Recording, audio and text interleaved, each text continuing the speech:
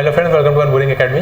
तो आज हम लेक्चर 8 पे आ गए हैं और इसमें हम बात करेंगे concept of child progressive education. Progressive education किसको कहते हैं, इससे रिलेटेड क्वेश्चंस को हम देखेंगे इस लेक्चर में। तो आइए फटाफट बिना देर किए शुरू करते हैं। पहला क्वेश्चन है विच ऑफ द फॉलोइंग। बेटा ये सारे क्वेश्चन सीटेट में पूछे जा चुके हैं पिछले साल और हाईली एक्सपेक्टेड है कि इसी से रिलेटेड क्वेश्चन आए, इसी से जुड़े हुए मिले जुले ही क्वेश्चन आते हैं, तो इसीलिए प्रीवियस ईयर क्वेश्चन बहुत इंपॉर्टेंट हो जाता है। तो पहला क्वेश्चन है विच of the following will foster creativity among the learner. इसमें से 4 ऑप्शन दिए गए हैं और कौन सा ऐसा तरीका है जिससे बच्चे में क्रिएटिविटी मतलब क्या होता है, इनोवेशन, नई चीजें खोजने की सलाहियत कैसे डेवलप होती है। ठीक है, तो 4 ऑप्शन दिए गए हैं। देखिए एक एक करके ऑप्शन को एलिमिनेट करते जाएंगे। Coaching student for good marks in examination. अगर आप सिर्फ मार्क्स की बात करते रहोगे ना तो बच्चा कभी भी क्रिएटिव नहीं होगा, बच्चा कभी भी क्रिएटिव नहीं होगा। तो ये ऑप्शन हम एलिमिनेट कर देते हैं। Teaching the emphasis on the achievement goal from the beginning of school life. चलिए ये ऑप्शन थोड़ा ठीक लग रहा है। Providing opportunities to the question and to nurture the innate talent of every learner. ठीक है, जो अंदरूनी टैलेंट है उसके ऊपर हम लोग को फोकस होना चाहिए। इननेट मतलब क्या होता है, जो पैदाइशी टैलेंट होता है उसको हम क्या कहते हैं, इननेट टैलेंट। इननेट मतलब जो पैदाइशी है। Teaching the student practical values of good education. अगर एजुकेशन की गुड वैल्यूज को आप सिखाते रहोगे तो उसकी क्रिएटिविटी ग्रो करना मुश्किल हो जाएगा।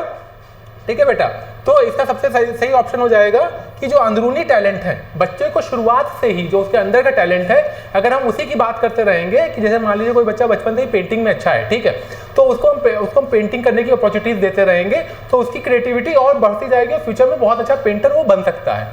तो ऑप्शन हमारा हो जाएगा 2। दूसरे क्वेश्चन पे आते बेटा। Which of the following should be considered the most important quality of a teacher at primary level। जो सबसे बिल्कुल बेसिक जो प्राइमरी लेवल का टीचर है उसके अंदर, जैसे आप मान लो क्लास 1 क्लास 2 या प्राइमरी लेवल पे आपकी भर्ती हो जाती है तो आपके अंदर कौन सी क्वालिटीज होनी चाहिए, ये सवाल पूछा जा रहा है। ईगरनेस टू टीच होनी ही चाहिए। ठीक है, पेशेंस एंड प्रिजर्वेरेंस भी होनी चाहिए। Competence to teach the highly standardised language, यानी मान लीजिए चाइनीज कल को सरकार कह दे कि सब लोग को चाइनीज लैंग्वेज सिखाना है, ये भी होनी चाहिए। लेकिन competence in the method of teaching and knowledge of the subject, ये सबसे सही ऑप्शन है। आइए इस पर डिस्कस कर लेते हैं क्यों ये सही ऑप्शन है। बाकी सब भी ऑप्शन ठीक लग रहे हैं, लेकिन ये ऑप्शन क्यों सही है, क्योंकि प्राइमरी लेवल के ऊपर जो बच्चा है बहुत छोटा है, ठीक है, अगर आप उसको बहुत ज्ञानवर्धक बातें देने लगोगे, ठीक है, उसको समझ नहीं आएगी। ठीक है, आप बहुत नॉलेजेबल हो, बच्चा बहुत छोटा है, वो नॉलेज जब तक एक आपसे बच्चे में कन्वे नहीं हो जाती है तब तक उसकी लैंग्वेज, उसकी लर्निंग प्रोग्रेसिव नहीं होगी। तो ये जो ऑप्शन है competence in the method of teaching, बच्चे को, छोटे बच्चे की जो पेडागॉजी है उसको, उसका तरीका आपको आना चाहिए। इसीलिए सीडीपी प्रोग्राम सीटेट में रखा गया है। सीडीपी को क्यों पढ़ाया जा रहा है, सरकार ये क्यों नहीं कह रही कि नहीं आप फिजिक्स केमिस्ट्री बायो बहुत हाई लेवल का पढ़ के आओ, आप लर्निंग टेक्निक पढ़ के आओ। इसलिए तीसरा ऑप्शन सही हो जाएगा। अगले क्वेश्चन पे आते हैं बेटा। Which of the following is a feature of progressive education. Progressive education का फीचर इसमें से क्या क्या है। ठीक है, frequent test and examination. Test और एग्जामिनेशन आप बार बार बच्चे लोगे ना तो बच्चा डिमोटिवेट होता जाएगा, तो प्रोग्रेसिव लर्निंग इसमें ये नहीं मानी जाएगी। Emphasis on the scoring good marks. अगर आप देखिए बेटा, हमेशा याद रखिएगा कि जो भी अच्छी एजुकेशन होती है ना वो मार्क्स के पीछे भागने से नहीं आती है ना, वो है ना कि सक्सेस के पीछे मत भागो, आप नॉलेज के पीछे भागो, सक्सेस झक मार के आपके पास आएगी। तो ठीक है, आप स्कोर्स के पीछे मत भागो, प्रोग्रेसिव लर्निंग उसको नहीं कहेंगे। गुड मार्क्स के पीछे नहीं भागना, इसलिए ऑप्शन भी गलत हो गया। Instruction based on the solely prescribed on the text book. सिर्फ बुक्स में जो लिखा हुआ है उसके बारे में अगर आप बात करते जाओगे तो उससे भी प्रोग्रेसिव लर्निंग नहीं होगी, क्योंकि किताब से बाहर की भी एक दुनिया जो प्रैक्टिकल है, जिसमें बहुत कुछ नॉलेज है। तो ये भी ऑप्शन गलत हो गया। हमारा जो ऑप्शन है, टाइम क्या होना चाहिए, फ्लेक्सिबल टाइम टेबल होना चाहिए। ठीक है, मान लीजिए कि पढ़ाई का जो है आज सोशल स्टडी पढ़ने का मूड नहीं है सबका, ठीक है, सबका मन क्या है, साइंस पढ़ने का मूड है या मैथ पढ़ने का मूड है। टाइम टेबल फ्लेक्सिबल होना चाहिए। ठीक है, हम लोग कोई जेल में बैठ के थोड़ी ना बच्चा पढ़ रहा है, या जेल में के कैदियों को आप थोड़ी ना पढ़ा रहे हो। ठीक है, फ्लेक्सिबिलिटी होनी चाहिए। अगले पे आते हैं। The emphasis from teaching to learning can be shifted. Teaching से लर्निंग पे, अगर टीचर है उसको टीचिंग, पढ़ाने से, जैसे हमको सिर्फ पढ़ाने का मतलब क्या हुआ, जाना, लेक्चर दे देना और आ जाना, ये हो गया टीचिंग। लर्निंग क्या है, यानी कि 2 वे प्रोसेस हुआ। सिर्फ आप लेक्चर नहीं दे रहे हो, आप बच्चे का आउटकम भी देख रहे हो, आप ये देख रहे हो कि बच्चे को क्या समझ में आया, उसको कहते हैं लर्निंग। लर्निंग मतलब जैसे आप गए, आपने कुछ F = ma बता दिया, ठीक है, आपने अपना काम कर दिया, लेकिन बच्चे को समझ में आया कि F is directly proportional to M है, F is directly proportional to A है, ठीक है, तो लर्निंग उसको कहते हैं। तो लर्निंग, अगर टीचिंग से लर्निंग पे आना है तो उसका क्या तरीका है? 4 ऑप्शन दिए हुए हैं बेटा।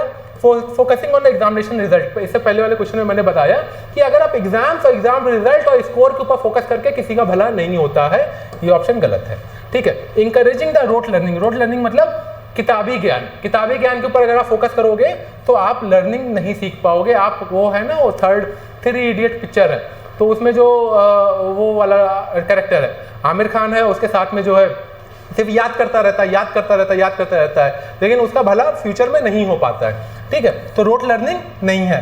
Adopting the frontal teaching, adopting the frontal teaching से भी बात नहीं बनेगी, ये हमारा सही ऑप्शन हो जाएगा। अडॉप्टिंग चाइल्ड सेंट्रल्ड पेडागॉजी, बच्चे के बारे में सीखना है, समझना है, बच्चा किस चीज़ में इंटरेस्ट ले रहा है, चाइल्ड सेंटर्ड पेडागॉजी होनी चाहिए। इस वजह से ये अगर टीचिंग से लर्निंग पे आपको शिफ्ट होना है। अगले क्वेश्चन पे आए थे, लंबा सा क्वेश्चन है, देखते हैं, पढ़ते हैं, कोशिश करते हैं समझने की। In the progressive method of the education as implemented by CBSE, क्या कह रहा है, जो प्रोग्रेसिव मेथड लगा रहा है, socialisation is done in such a way so as to expect them. Socialisation कैसे करना चाहिए? सोशलाइजेशन मतलब कि बच्चा साथ में, जो ढेर सारे बच्चे साथ में बैठे हैं वो आपस में सोशलाइज भी तो करते हैं। सोशल मतलब मिलना जुलना, बातचीत करना। सोशलाइजेशन कैसे होगा? तो ये सीबीएसई के करिकुलम में सोशलाइजेशन को कैसे फोकस किया गया, ये सवाल ये पूछ रहा है। 4 ऑप्शन दिया है, चलिए चारों ऑप्शन को हम लोग एनालाइज कर लेते हैं। Except what they are offered by school irrespective of their social background. नहीं, देखिए ऑप्शन क्या है कि बच्चा किसी भी परिवेश से, बैकग्राउंड से आ रहा है, ठीक है। कुछ बच्चे अच्छे परिवेश से आते हैं, कुछ बच्चे खराब परिवेश से आते हैं, मतलब अच्छे उतने परिवेश से नहीं आते हैं। तो उसके सोचे बिना सबको एक लेवल की आप नॉलेज देते जाओ। एक परिवार का बच्चा है जिसके माँ बाप पढ़े लिखे हैं, जो होमवर्क आप देते हो, माँ बाप घर पे होमवर्क करा देते हैं। दूसरा बच्चा है जिसके माँ बाप पढ़े लिखे नहीं है, ठीक है, उसको भी आप बहुत डिफिकल्ट होमवर्क दे रहे हो, वो नहीं कर पाएगा क्योंकि उसके माँ बाप पढ़े लिखे नहीं, घर पे कोई हेल्प नहीं मिलेगी, ठीक है। तो आपको परिवेश को समझना है, बैकग्राउंड को समझना है, ठीक है। अगला ऑप्शन क्या है? Prepare themselves to confront the rules and regulation. Rules और रेगुलेशन को सोच समझ के, समाज के रूल्स और रेगुलेशन में अगर आप बचपन से बच्चे को बांध दोगे तो वो ग्रो कभी नहीं कर पाएगा, ठीक है। विदाउट क्वेश्चनिंग, यानी कि ये ऑप्शन भी हमारा गलत हो गया। Give up the time consuming social habit and learn how to score good grade. फिर से बात आ गई, learn how to score good grade. अच्छे स्कोर लाने के ऊपर फोकस करना, ये कभी भी ऑप्शन आपका सही नहीं होगा। ये आप थंब रूल मान लो, थंब रूल मान के इस ऑप्शन को हमेशा एलिमिनेट कर दिया करो। हमारा ऑप्शन जो बचा ये, to be active participant in the group work and learn social skill. Group work में सबके साथ में, समूह में जो चीज़ें सीखी जाती हैं, उस तरीके की लर्निंग आपकी टेक्निक होनी चाहिए और सोशल स्किल को समझने की क्षमता होनी चाहिए। सीबीएसई ऐसे ही मेथड को प्रोग्रेसिव मेथड ऑफ लर्निंग कहता है, ठीक है। अगले क्वेश्चन पे आते हैं। In the context of progressive education, progressive, बेटा सारी बात प्रोग्रेसिव एजुकेशन के बारे में हो रही। प्रोग्रेसिव एजुकेशन को आप समझ लीजिए, थोड़ा सा आप समझ लीजिए।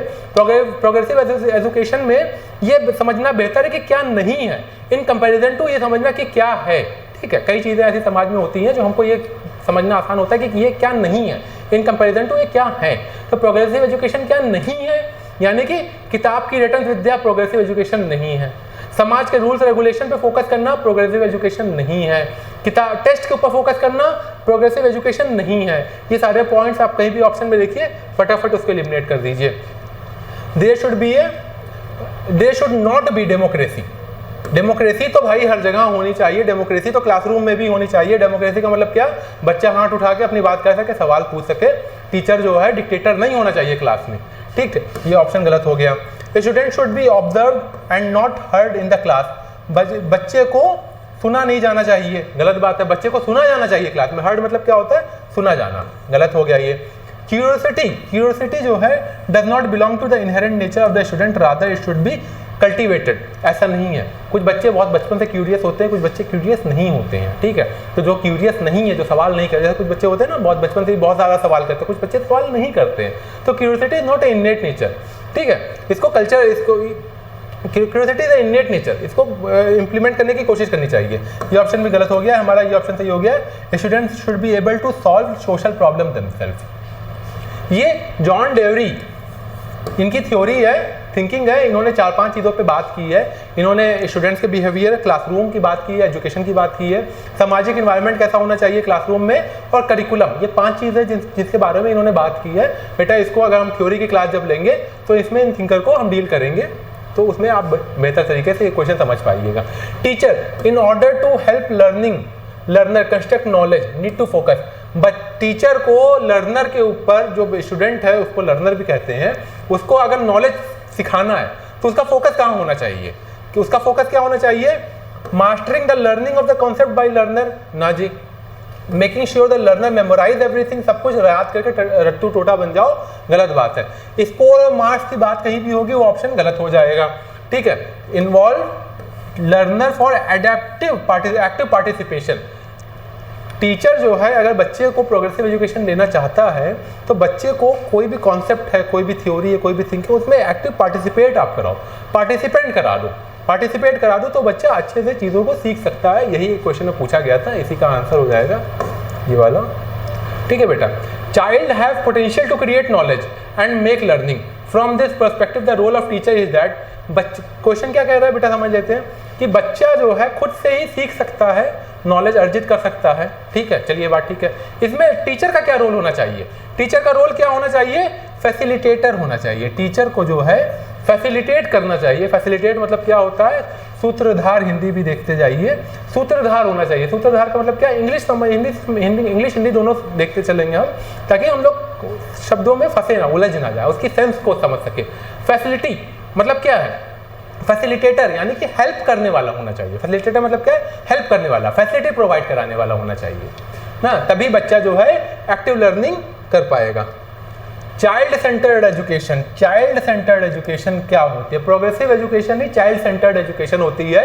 उसी की परिभाषा पूछ रहा है कि चाइल्ड सेंटर्ड एजुकेशन क्या होता है। तो child sitting in the corner, बच्चे को कोने में बैठा दो, ये चाइल्ड सेंटर्ड एजुकेशन है? नहीं, बिल्कुल गलत बात है। Learning in the restricted environment, restricted environment में लर्निंग नहीं होनी चाहिए, ओपन इन्वायरमेंट में लर्निंग होनी चाहिए। रुके हुए अवरोध वाले इन्वायरमेंट में नहीं होनी चाहिए, खुले वातावरण में ही नई चीजें, नई सोच बुद्धि में आती है। Activities that do not include play, ऐसी एक्टिविटीज जिसमें प्ले का इस्तेमाल नहीं हो, नहीं बिल्कुल गलत बात है। ऐसी एक्टिविटीज टीचर को करानी चाहिए जिसमें प्ले हो, खेल खेल, जैसे कहते हैं खेल खेल में सीखो, ठीक है। ये ऑप्शन भी गलत हो गया, हमारा ये ऑप्शन सही हो गया, hand on activities of kids, ठीक है। Child centre pedagogy, child centre pedagogy का क्या मतलब है? Giving moral education to children, बच्चे को जाओ क्लास में बस ज्ञान देते जाओ, ऐसा करो वैसा करो, दुनिया में अच्छाई करो, बड़ों का आशीर्वाद लो, पैर छुओ, लेकिन मतलब मत बताओ चीज़ों का, सही गलत का परिभाषा आप उसको समझाओ मत, तो ये गलत है। Asking teacher to follow the and imitate teacher, बच्चे को ये बोलना कि जैसा मैं कह रहा हूँ वैसा ही करते जाओ, ठीक है। ये चाइल्ड सेंटर पेडागोगी कहाँ हुई? टीचर ये है, चाइल्ड ये है, टीचर को चाइल्ड के दिमाग में उतरना पड़ेगा, तभी प्रोग्रेसिव और चाइल्ड सेंटर्ड लर्निंग हो पाएगी, ना कि बच्चे को टीचर के दिमाग में उतरना पड़ेगा। अगर टीचर को, ये टीचर है, ये बच्चा है, तो टीचर को बच्चे के दिमाग में उतरना पड़ेगा, ठीक है, तभी इसको चाइल्ड सेंटर पेडागोगी कहते हैं। Giving primacy to the children voice and their active participation. देखिए ये दोनों ऑप्शन बहुत क्लोज हैं, दोनों ऑप्शन बहुत क्लोज हैं, ठीक है, लेकिन ऑप्शन आपका ये सही होगा कि बच्चे को पूरा खुला इन्वायरमेंट आप दो, तभी बच्चा चाइल्ड सेंटर पेडागोगी को फोकस कर सकता है। अगले क्वेश्चन पे आते हैं। विच of the following situation is illustrative of child centred classroom? Classroom भी हो वो चाइल्ड सेंटर्ड हो, क्लासरूम जो हो वो चाइल्ड, बच्चे को ध्यान में रखते हुए, बच्चे के रिक्वायरमेंट्स को ध्यान में रखते हुए हमारा क्लासरूम बना हुआ होना चाहिए। इसकी क्या परिभाषाएं हैं? इसमें ये है बेटा, इसका ऑप्शन सी सही होगा। A classroom in which student are sitting in the groups, एक ऐसा क्लासरूम जिसमें बच्चे ग्रुप में बैठे हैं और टीचर हर ग्रुप से बात कर रहा है, अलग अलग जाके, उसको ही चाइल्ड सेंटर क्लासरूम की परिभाषा में आता है। अगला क्वेश्चन है बेटा, in a progressive classroom setup, progressive यानी child centre pedagogy, progressive classroom में टीचर फैसिलिटेट, ये देखिए क्वेश्चन आ चुका है ना, teacher facilitate, teacher should be facilitator, teacher facilitate the learning by providing an environment that is restrictive, अवरोध भरा इन्वायरमेंट हो, नहीं गलत बात है। डिस्करेज इंक्लूजन, नहीं, इंक्लूजन को, इंक्लूजन यानी समावेशी, बाकी जब अगर टीचर कोई लेक्चर दे रहा है तो इन्वायरमेंट का इंक्लूसिव होना चाहिए। मान लीजिए इंक्लूजन का मतलब कैसा हुआ टीचर के लेक्चर के बाद में कि अगर बच्चे को कोई बात नहीं समझ में आ रही तो चुपचाप बैठा हुआ डरा हुआ नहीं है, गलत बात है। एक्सक्लूसिव ये हो गया, एक्सक्लूड करना हो गया। इंक्लूड क्या करना, बच्चा हाथ उठा के सवाल पूछ ले, उसको इंक्लूजन कहते हैं। इंकरेज रिपीटेशन, रिपीटेशन मतलब बार बार एक ही बात को कहना, रिपीटेशन करना, उससे कुछ नया कुछ सीखने वाला नहीं है। प्रोमोट डिस्कवरी, नई नई चीज़ों को सीखना ही प्रोग्रेसिव क्लासरूम की परिभाषा में आता है। बेटा ये है 12 क्वेश्चन जो हम लोग ने concept of child centred and pedagogy education का जो चैप्टर है आपका, उसमें हमने देखे। उम्मीद है कि आपको इससे कुछ ना कुछ तो ज्ञान मिला ही होगा। आपको बेसिकली समझना प्रोग्रेसिव एजुकेशन, प्रोग्रेसिव लर्निंग होती क्या है। आप बस इतना समझ जाओगे तो इससे रिलेटेड कोई भी क्वेश्चन आएगा तो आप कर ले जाओगे। कोई भी थ्योरी याद करने की जरूरत नहीं है। आप बस अपना general concept, general thought open mind से जाओ। आप ये मत सोचो कि क्या पढ़ा क्या नहीं पढ़ा ना, जो सही है वो सही है, जो गलत है वो गलत है। ठीक है, ये सारे क्वेश्चन तो ऐसे हैं बेटा कि जो ओपन एंडेड हैं। ठीक है, चलिए, थैंक यू सो मच।